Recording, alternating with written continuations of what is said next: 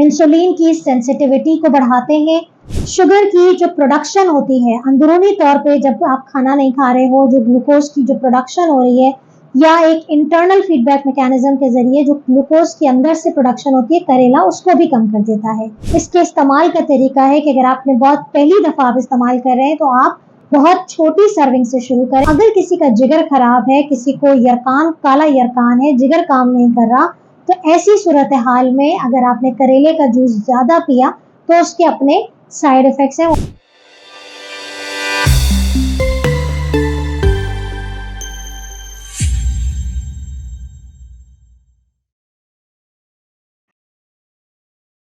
रब इश्रह ली सदरी व यस्सिर ली अमरी वहलुल उक़दतम मिन लिसानी यफ़क़हू क़ौली। अस्सलाम वालेकुम, डॉक्टर सनिया Bashir here, consultant diabetologist and CEO of diabetes टेलीकेयर।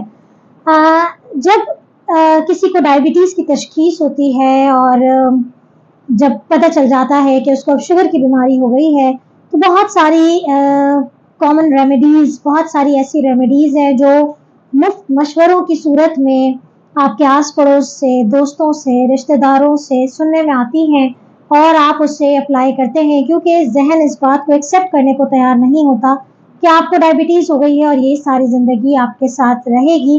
लेकिन अनफॉर्चुनेटली चूँकि हमारे अवेयरनेस की कमी होती है, तो हम इस बात को समझ ही नहीं सकते कि डायबिटीज़ की एक्चुअल मैनेजमेंट प्लान क्या है और किस तरीके से अगर एक टाइप 2 का पेशेंट है तो वो अपनी हेल्दी लाइफस्टाइल को मेंटेन रखते हुए किस तरीके से मैनेज कर सकता है। जिस तरीके से मैंने बात की कि बहुत सारी रेमेडीज सामने आती हैं, बिल्कुल उसी तरीके से एक इम्पॉर्टेंट चीज़ है जो कि अक्सर डायबिटिक पेशेंट जो है वो बड़ा एक्सेसिव अमाउंट में उसको इस्तेमाल भी कर रहे होते हैं, सिर्फ इसलिए कि उनकी डायबिटीज़ ख़त्म हो जाए। जी हाँ, आज हम बात कर रहे हैं करेले के जूस के बारे में कि क्या करेले के जूस से शुगर ख़त्म हो जाती है, क्या करेले का जूस शुगर के मरीजों को पीना चाहिए, करेले का जूस कितनी मिकदार में फ़ायदा देता है और उसके क्या साइड इफ़ेक्ट्स हैं। इस वीडियो को अंत तक ज़रूर देखिएगा।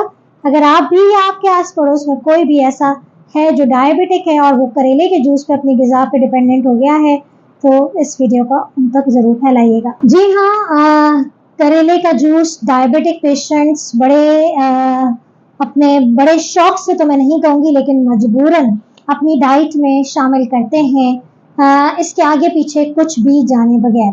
सबसे पहले हम जिक्र करते हैं कि करेला क्या है। करेला एक ऐसी सब्जी है जो कि अपनी कड़वेपन की वजह से मशहूर है। करेले के अंदर जो है जो करवाहट है उसको दूर करने के लिए ये मुख्तलिफ तरीके इस्तेमाल किए जाते हैं, जिसको यूज़ करते हुए मुख्तलिफ और बड़ी मज़ेदार किस्म की इससे डिशेस तैयार की जाती हैं और बहुत लोग पसंद करते हैं, इसको शौक से खाते भी हैं। करेले का ताल्लुक उसी फैमिली से है जिस फैमिली से खीरा है, कद्दू है, उसी फैमिली से वेजिटेबल फैमिली से करेले का ताल्लुक है। करेले के अंदर, जैसे कि मैं हमेशा कहती हूँ कि अल्लाह ताला ने कोई सब्जी या कोई फल, यानी कि वो तमाम चीज़ें जो कुदरती तौर पर हमारे लिए मौजूद है, उसके अंदर बेपनाह फ़ायदे हैं।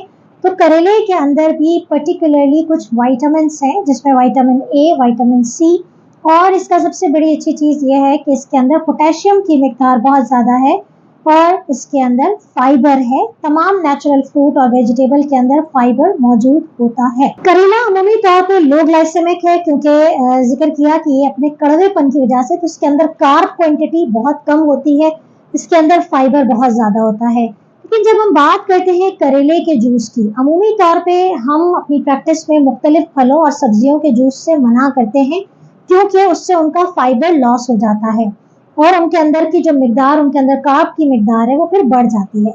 लेकिन करेले का जूस इस तरह का जूस है कि अगर हम उसे ब्लेंड कर देते हैं तो यकीनन फाइबर तो लॉस हो जाता है, लेकिन चूंकि उसके अंदर कार्ब की क्वांटिटी इतनी कम है तो वो जूस बनने के बाद भी इतना नुकसानदेह नहीं होता है।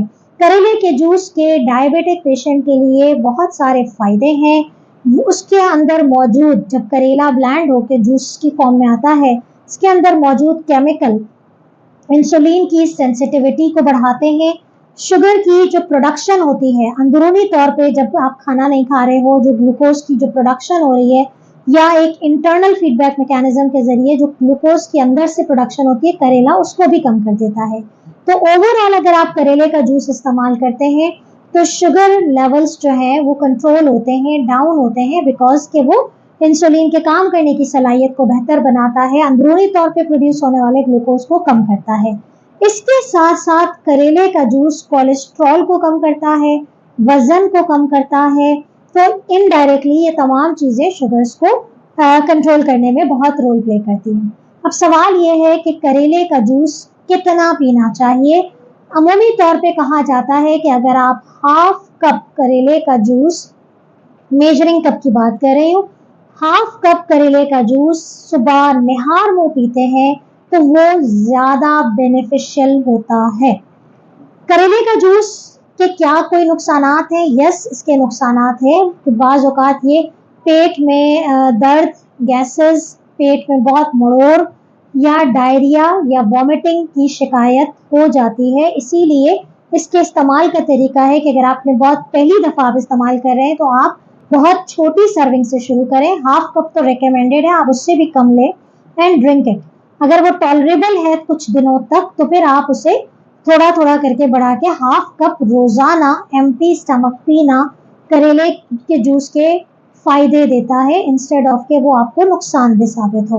करेले का जूस किन लोगों को नहीं पीना चाहिए, किन लोगों के लिए साइड इफेक्ट है क्रिएट करता है, वो होता है कि प्रेगनेंसी में नहीं पीना।